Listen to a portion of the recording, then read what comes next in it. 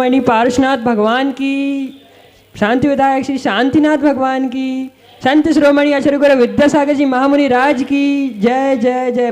पाठशाला प्रेरक एवं संस्कार प्रणेता मुनि श्री निर्णय सागर जी महाराज की जय जय जय। शुल्लक श्री सुवीर सागर जी महाराज की जय जय जय। साधर्मी बंधुओं, प्रश्न आपके जवाब गुरुवर के कार्यक्रम में जो भी व्यक्ति प्रत्यक्ष व संस्कार समूह चैनल के माध्यम से आनंद ले रहे हैं उन सभी का हम हार्दिक हार्दिक स्वागत व अभिनंदन करते हैं। हम इस कार्यक्रम को प्रारंभ करें इसके पूर्व गुरुदेव का मंगल आशीष ग्रहण करते हैं एवं अपने दोनों हाथों को जोड़कर मुनिवर के पावन चरणों में त्रिवार नमोस्तु निवेदित करते हुए कार्यक्रम को प्रारंभ करते हैं। हे स्वामी नमोस्तु नमोस्तु नमोस्तु। महाराज जी, प्रथम ऑनलाइन जिज्ञासा है। मध्य प्रदेश की राजधानी भोपाल से गौरवी जन पूछ रही हैं, किसी व्यक्ति के संसार से जाने के बाद शांति विधान क्यों किया जाता है? देखो, ऐसा है,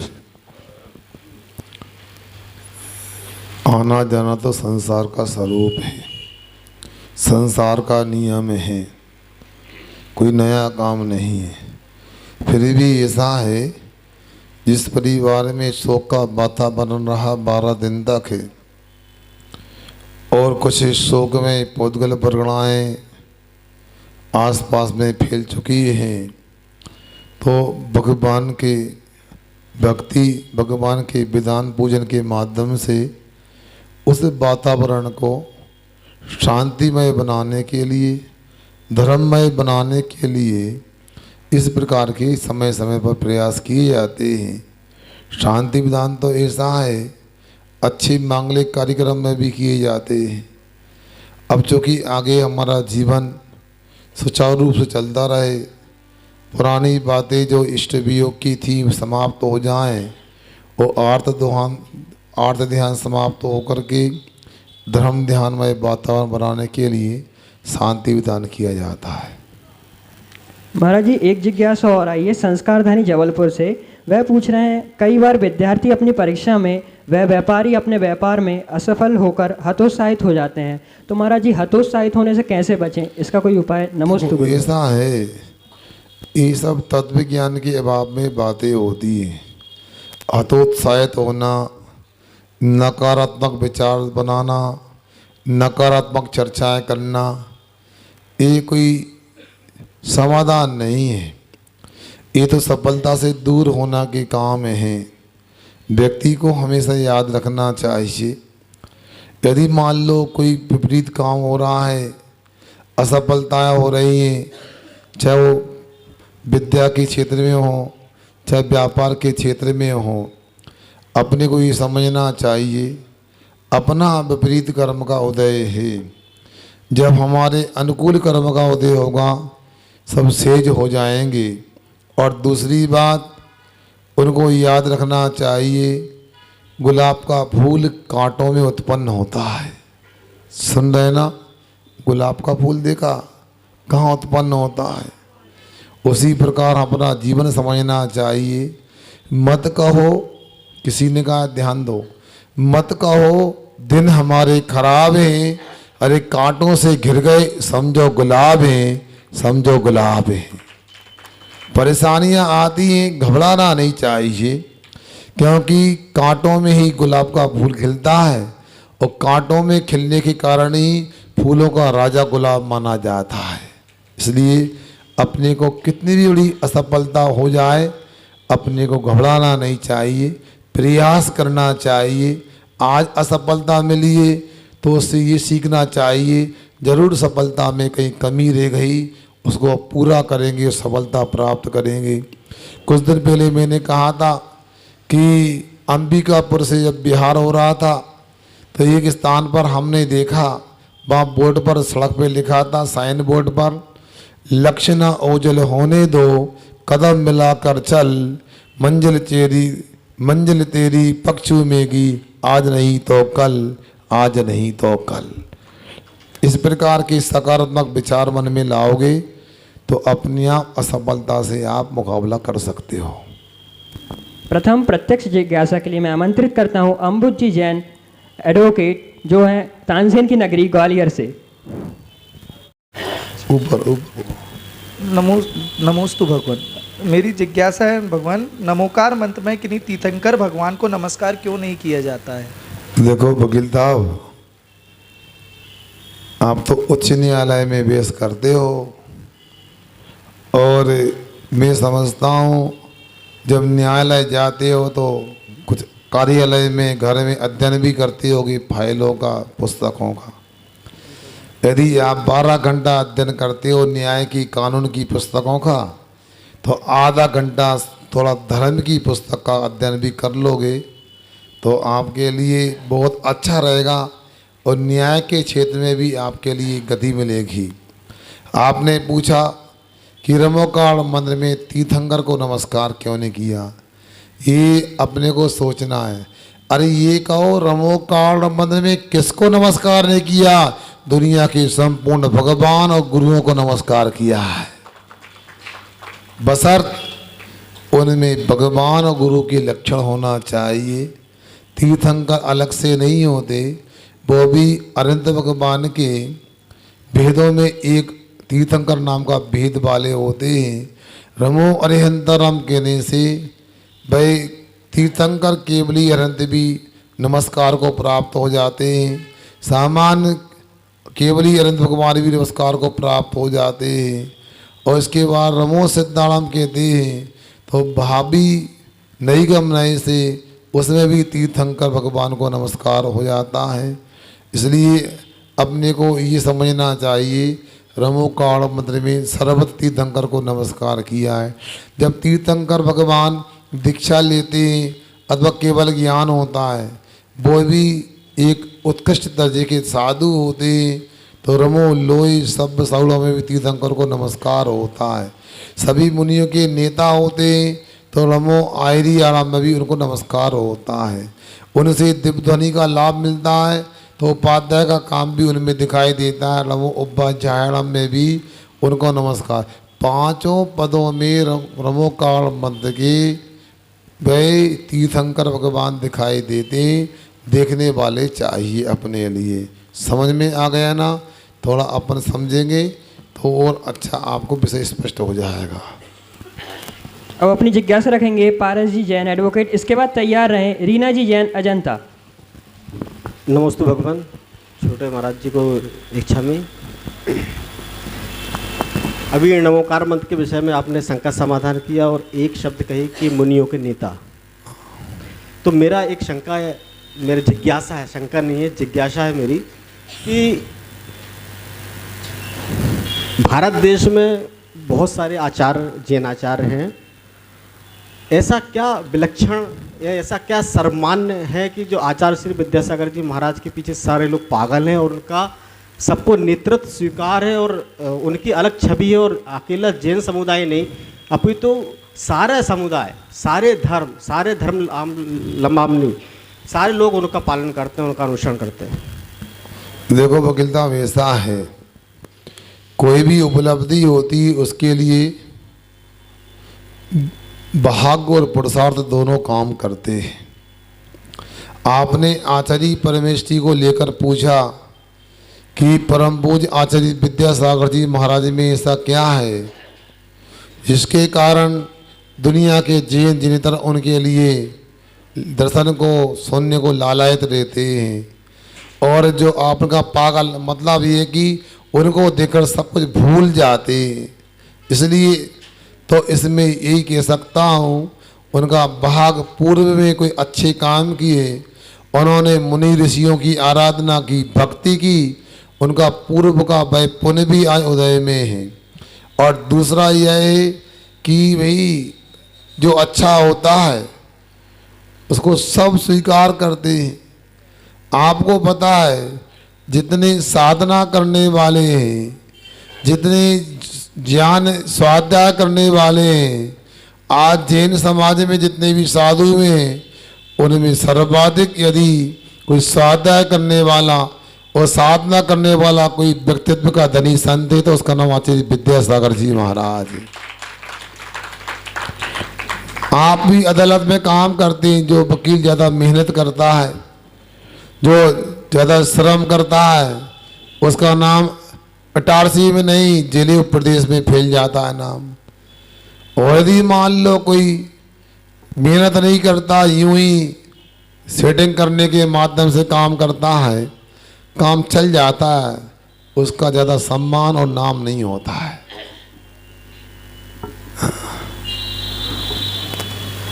इसके बाद अपनी जिज्ञासा रखेंगी श्रीमती रीना जी जैन अजंता। इसके बाद तैयार हैं श्रीमती सीमा जैन इटारसी। नमोस्तु महाराज जी। सुलग जी को एग्जाम है। महाराज जी, हमारे बेटे का क्वेश्चन है कि चप्पल जूता पहन के जैसे कॉलेज मार्केट जाते हैं तो क्या स्तुति जाप या स्तोत्र वगैरह मन में पढ़ सकते क्या? देखो बहन जी, ऐसा है, ये दिल्ली से इनका बेटा अक्षत पूछ रहा है कि चप्पल जूता पहन के रास्ते में जा रहे हैं तो मन में स्तुति है रमो काड़ों पढ़ सकते हैं। मन में चिंतन करने का कभी मना नहीं है। आप पवित्र हो, पवित्र हुआ, सस्तो दोस्तों हुआ पढ़ते ना, तो आप किसी भी अवस्था में हो, भोजन भी कर रहे हैं तो रमो काल मंत्र का चिंतन कर सकते, मन में रमो काल मंत्र का स्मरण कर सकते, पाठ भी कर सकते, कोई मना नहीं है। फिर भी कोशिश तो ये करना चाहिए उचित विधि से उचित स्थान पर रमो काल मंत्र स्तुति आदि पढ़ दो, अच्छा है। हमने कह दिया कभी भी कर सकते हैं। अब तो यहाँ से घर जाओ मान लो, और सुनो तो आप घर जाओ मान लो यहाँ से न्यास कॉलोनी, रमो काल मंत्र में लीन हो जाओ, कहीं टकरा जाओ तो जाके रास्ते में पहले नीचे देखकर चलो, जीवों की रक्षा करो, जीवों को देखो। और हमारे यहाँ मैंने सुबह भी कहा अहिंसा ही सब कुछ है। आपके लिए अहिंसा का ध्यान रखना चाहिए। यदि जीव की रक्षा कर रहे हो, नीचे देखकर चल रहे हो, तो बहुत बड़ा पाठ है, बहुत बड़ा जाप है। देख कर खा रहे हो और देख कर के आप पी रहे हो तो बहुत बड़ा पाठ है, बहुत बड़ा जाप है। समिति से क्रियाएं करोगे तो आपको जाप पाठ किए बिना भी जाप पाठ का लाभ मिल सकता है, कर्मों की पापों की निजरा हो सकती है। अब अपनी जिज्ञासा रखेंगी श्रीमती सीमा जैन। इसके बाद तैयार हैं श्रीमती उषा बजाज इटारसी। नमस्ते महाराज जी। महाराज जी, मेरा क्वेश्चन है कि दो लड़कियां थी वहाँ कुंडलपुर में, और वो आचाश्री का अपना नाम हाथ में लिखवाई थी, हाथ में लिखा था आचाश्री का नाम, और वो चोरी कर रही थी बहुत ज़्यादा। अब वो पता नहीं चला वो समाज की है कि बेसमाज की है, और आचाश्री की रक्षा करो, आचाश्री कल उनको पकड़ लिया तो बोल रही थी आचाश्री हमारी रक्षा करो, आचाश्री हमारी रक्षा करो, और जाप ले ली उनने हाथ में और पुस्तक ले ली जनवाणी। अब उनको पकड़ लिया, कैसे पकड़ा भगवान जाने। एक लड़का कल हाँ, और अभी उन्होंने 2-3 दिन पहले चोरी कुंडलपुर के नहीं डोंगरगढ़ क्या डोंगरगढ़ में, अरे डोंगरगढ़ में, तो वहाँ चौके में जा जाके वो चोरियाँ कर रही थी, वो चौके में जा जाके चोरियाँ कर रही थी। हाँ तो उनको कल पकड़ लिया, ले गई पुलिस कल पकड़ के, और उनने हाथ में इतने उसमें लिखाया था आचार्य विद्यासागर हमारी रक्षा करो, आज ऐसा उन्होंने हाथ में लिखवाया।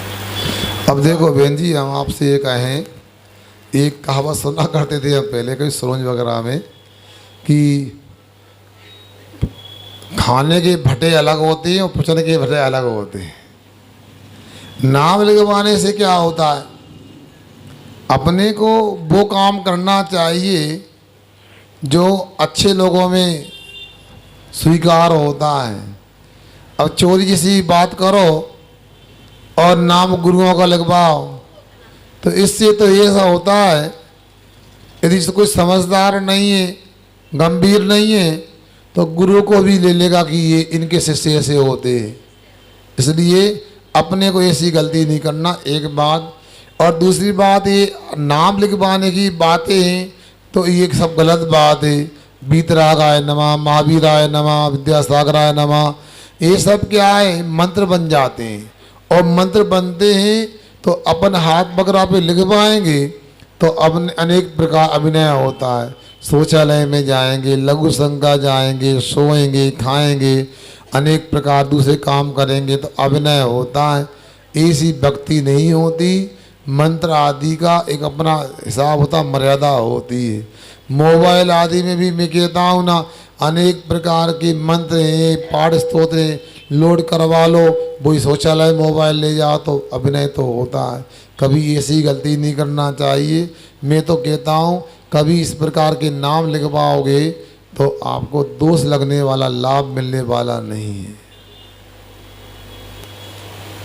अब अपनी जिज्ञासा रखेंगी श्रीमती उषा बजाज जी, इटारसी। नमोस्तु महाराज जी, छुल्लक जी को इच्छामि। महाराज जी, हम रोज़ श्रुत भक्ति पढ़ते हैं जो प्राकृत भाषा में लिखी हुई है, तो उसमें 112 करोड़ 83 लाख 58,005 पद बोले हैं। हाँ। तो महाराज जी ये सब गिनती मतलब किस चीज़ की है?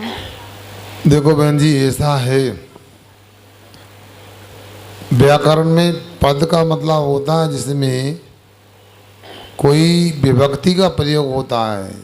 कोई शब्द से राम शब्द है, सुनो ध्यान से, राम शब्द है, उसमें शी विभक्ति का प्रयोग करते हैं, रामः बन जाता है, तो ये एक पद हो जाता है। मतलब किसी भी शब्द में, धातु में सुबंध तिगंत आदि विभक्ति प्रत्यय का प्रयोग होता है तो पद संज्ञा प्राप्त कर लेता है। अब रही बात द्वादशांग के पदों की संज्ञा, तो आचार्यों ने जो संज्ञा वहाँ बताई है उस संज्ञा को यहाँ लेना चाहिए, वो मूल पद की अपेक्षा से लेना। मतलब विस्तार तो बहुत लंबा चौड़ा होता है। जैसे कसाय पाठ ग्रंथ 16 पुस्तकों में लिपिबद्ध हो, किंतु 16 पुस्तकों में वो टीका के साथ में, जय धवला जिसको टीका बोलते हैं उसके साथ में, मूल में कसाय पाठ जो है वो 16 पुस्तक में भी नहीं, और यति प्रसाद स्वामी की 6000 श्लोक प्रमाण चूलिका में, चूर्णी सूत्र में भी नहीं, बातों मात्र 283 या 288 गाथा प्रमाण ही कसाय पावड़ उसका विस्तार कर दिया गया है। तो इस प्रकार जानना चाहिए।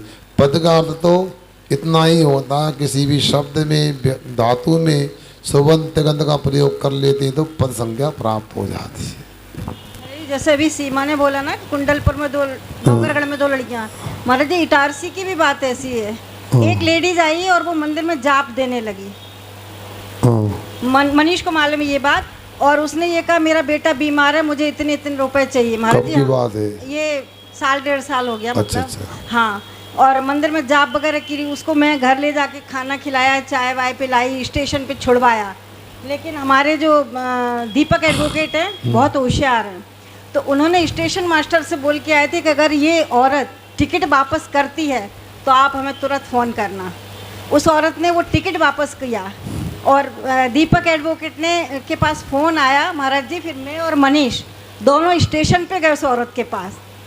वो औरत मतलब वो निकली फ्रॉड, हाँ, लेकिन जैन नहीं थी वो, और जाप सिर्फ देख के। तो मतलब ऐसे में कैसे मतलब लोगों के प्रति दया का भाव रखें? देखो ऐसा है, संसार तो अनादिकाल से धोखे का घर है, छल माया का घर है। आपको इस बात को बिल्कुल विकल्प नहीं करना चाहिए। पहली बात तो यह है, धोखा देने वाला पापी होता है, धोखा खाने वाला पापी नहीं होता है। सुन रहे हैं आप लोग? धोखा देने वाला पापी होता है, धोखा खाने वाला नहीं होता। अपने को सावधान रहना चाहिए। और दूसरी बात यह है, चतुर्थ काल में भी ऐसे मायावी लोग हुआ करते थे। अभी धन्य कुमार का प्रसंग आपने सुना, 2 महीने लगातार उसके 60 एपिसोड आपको सुनाए हमने 60 दिन में। तो अपने को इसमें विस्मय नहीं करना चाहिए। इतना ही ध्यान रखो, उसका कर्म का उदय, वो पहले भी पाप किया, इस प्रकार की भाव आ रहे हैं, अब पाप में लगे, आगे और अनर्थ होने वाला है। हम सावधान रहें, अपने द्वारा कभी भूल करके भी ऐसी गलती ना हो, और इतना ही अपने को ध्यान रखना चाहिए। दूसरी बात, सब लोग एक से नहीं होते, गलत करने वाले होते हैं, मगर उस प्रकार के अच्छे लोग भी होते जो परिस्थिति यथार्थ में उनके साथ ऐसी होती है कि उनको सहयोग करना चाहिए। दोनों बात है। अपनी जिज्ञासा रखेंगी श्रीमती अर्चना जैन, इटारसी। इसके बाद तैयार रहें श्री ज्योति जी जैन, इटारसी। इच्छामी महाराज जी, इच्छामी। मेरा प्रश्न है महाराज जी, कुंडलपुर में आदिनाथ भगवान जी की प्रतिमा को बड़े बाबा और आचार्य जी को छोटे बाबा क्यों कहते हैं? अब ये कोई बात नहीं है, दादा हैं बाबा हैं ये तो सम्मानीय पूजनीय शब्द होते हैं, बहुमान के रूप में बोलते हैं। बाबा का अर्थ यहाँ पर ये मान परम पद में परमेश्वरी हैं उनको लेना। अब चूँकि वो आराध्य ऋषभ देव इसलिए उनको बड़े कह दिया और उनकी आराधना करने वाले आचार्य श्री उनको छोटे कह दिया। बाकी ऐसी कोई बात नहीं क्यों कहते हैं, सब बातों का उत्तर न शास्त्र में लिखा होता न शास्त्र की बातें अपनी भक्ति में बोल देते हैं। पारसनाथ को भी बोल देते हैं पारस प्यारा एक वचन नहीं बोलते बड़ों को, क्या और बोलते पारस प्यारा हैं सामालिया पारसनाथ हैं। तुमको कल्लू बोलते तो बुरा लग जाए, बताओ तुमको सामालिया पारसनाथ बोलते हैं, भक्ति में से बोल देते हैं, ऐसा कोई लॉजिक नहीं है। ठीक। और मनीष जी मेरा एक प्रश्न हो रहा है कि श्रीधर केवली मोक्ष गए कुंडलपुर से यहाँ, तो श्रीधर कौन है? आदिनाथ भगवान जी को बोलते हैं श्रीधर? ऐसा नहीं है, कहाँ से? आदिनाथ जी तो लाखों करोड़ों वर्ष पहले तृतीय काल के अंत में वह कैलाश पर्वत से मोक्ष गए हैं। और श्रीधर केवली की बात आती है, ये तो महावीर भगवान के मोक्ष आने के बाद, गणधरों के मोक्ष आने के बाद, पंचम काल के प्रारंभ में वह अंतिम मोक्ष जाने वालों में से एक थे जिनको श्रीधर केवली के नाम से प्रसिद्धि प्राप्त है। जो पुराना मंदिर था उसमें पहले चरण बने थे ना। हाँ ठीक है। नमस्ते। से रखेंगे श्रीमती ज्योति जी जैन इटारसी। इच्छामी महाराज श्री। महाराज श्री, एक समयवर्ती और भिन्न समयवर्ती ये क्या होते हैं? बस ऐसा एक समयवर्ती का मतलब एक साथ जो हुए वो एक समयवर्ती हो गया है, जो अलग अलग समय वो भिन्न समयवर्ती हो गए। सुन रहे ना? अब मान लो उदाहरण के रूप में आचार्य श्री के द्वारा एक दीक्षा भी हुई है, 24 दीक्षा भी हुई है, 58 दीक्षा भी हुई है। कोई आपसे पूछे अच्छा बताओ एक समयवर्ती 10 मुनि महाराज दीक्षित हुए हैं उनके नाम बताओ, तो जब 10 हुए हैं तो उनके नाम बता दोगे। एक 10 मुनि ऐसे 10 मुनि के नाम बताओ जो एक समयवर्ती हैं, मतलब एक साथ दीक्षित हैं। ऐसे कोई 2 मुनियास के नाम बताओ जो भिन्न समयवर्ती हैं, एक ने आज दीक्षा ली है, एक ने 20 साल पहले दीक्षा ली है, भिन्न समयवर्ती हो गया। ऐसा जानना चाहिए। हो गया जी। एक ऑनलाइन जिज्ञासा और है, क्या इस समय रावण के पुतले को क्यों जलाया जाता है? क्या रावण का पुतला जलाना उचित है? क्या आम व्यक्ति से जला सकते हैं? देखो आपको बता दें, चाहे आज की बात हो चाहे उस समय की बात हो, राम हमारे यहाँ बहुत ही सुनो महान एक महापुरुष हुए हैं। और जब सीता जी का हरण हो गया था तो राम जो थे उन्होंने अनेक प्रयास किए कि सीता जी को रावण लौटा दे। उनको ना रावण से शिकायत थी ना दूसरे लोगों से शिकायत थी, उनको तो अपनी सीता से मतलब था। अब देखो उस समय जब रावण नहीं माना तो उन्होंने तो सीता को प्राप्त करने का प्रयास किया। राम लक्ष्मण जी ने वह लंका में चढ़ाई की इसलिए कि सीता को लाना है। बात अलग है, बीच में रावण आ गया, वो मारा गया। महापुरुष किसी को मारते नहीं, मगर यदि बीच में आ गया तो क्या कर सकते हैं। उसी प्रकार आज भी कोई पुतला आदि जलाते हैं, ये भी हिंसा का ही अंग होता है। अपने को तब भी और अब भी कभी भी पुतला आदि जलाने का बहाव भी नहीं करना चाहिए। जलाना तो दूर की बात है, इसमें भी संकल्पी हिंसा होती है, पाप लगता है।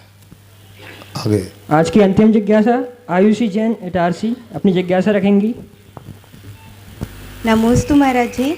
इक्षामी महाराज जी। महाराज जी, आज से हमारी आपने कहा था बहनों की पाठशाला शुरू करवाने के लिए, बिल्कुल। तो महाराज जी आशीर्वाद दीजिए कि आज से बहनों की पाठशाला शुरू हो रही है। और महाराज जी हम कैसे उसमें बहनों को इकट्ठा कर सकें और कैसे उस पाठशाला को सार्थक बना सके। बहुत सुंदर बात पूछी है आपने। देखो, याद रखना, पहली बात तो ये कहूँ, आज से बहनों की पाठशाला चालू हो रही है, न्यास कॉलोनी में भी और लाइन एरिया में भी, गांधीनगर में भी करो आप। तो हम आपसे कहना चाहते हैं, आप पूरी ईमानदारी से स्वयं आओ और दूसरी बहनों को भी इकट्ठा करो, एकत्रित करो। आप कहो आएंगे नहीं, अपने को तो प्रयास करना है। हम और आप ऐसी महावीर भगवान की कंपनी के एजेंट हैं कि ग्राहक आए या ना आए, कंपनी से व्यवहार करे या ना करे, लेन देन करे या ना करे, हमने ग्राहक से संपर्क किया, हमारा कमीशन हमारे खाते में जमा हो जाएगा। आप तो प्रयास करो।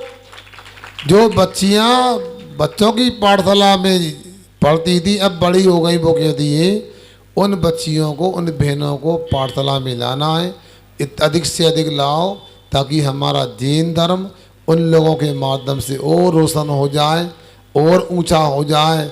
इतना ही चाहता हूँ। हमारी समाज में कोई कहीं पर कमी नहीं है, पर इतना ही कहना चाहता हूँ, हम अधूरे नहीं, हम अभागे नहीं। बात इतनी सी है, अभी हम जागे नहीं, हम जागे नहीं। जाग गए तो मैं कहता हूँ हमारी समाज के जो बच्चे हैं, उनसे अच्छी दुनिया में कोई बच्चे नहीं मिलेंगे। आपको थोड़ा सा प्रयास करना है, अच्छा प्रयास है। ये बहन यदि प्रयास करेगी तो मैं समझता हूँ 2 अंकों में क्या 3 अंकों में भी पाठशाला में बहनें आ जाएंगी। बताओ। हाँ, इसी प्रकार गांधीनगर में भी सुनो, ना चाहते हैं यहाँ आ जाए, नहीं आते, जब भी समय हो वहाँ पर एक बहनों की पाठशाला चालू करो, तो उसके माध्यम से उनको भी अनुकूलता, क्योंकि दिन में जॉब करती हैं, कोई कोचिंग जाती है, कोई कोचिंग पढ़ाती हैं, तो ये अच्छा प्रयास रहेगा। वो भी महिला पाठशाला का ही एक अंग होगा, इसलिए आप लोग उसके माध्यम से धर्म लाभ लें। इतना ही मैं कहना चाहता हूँ।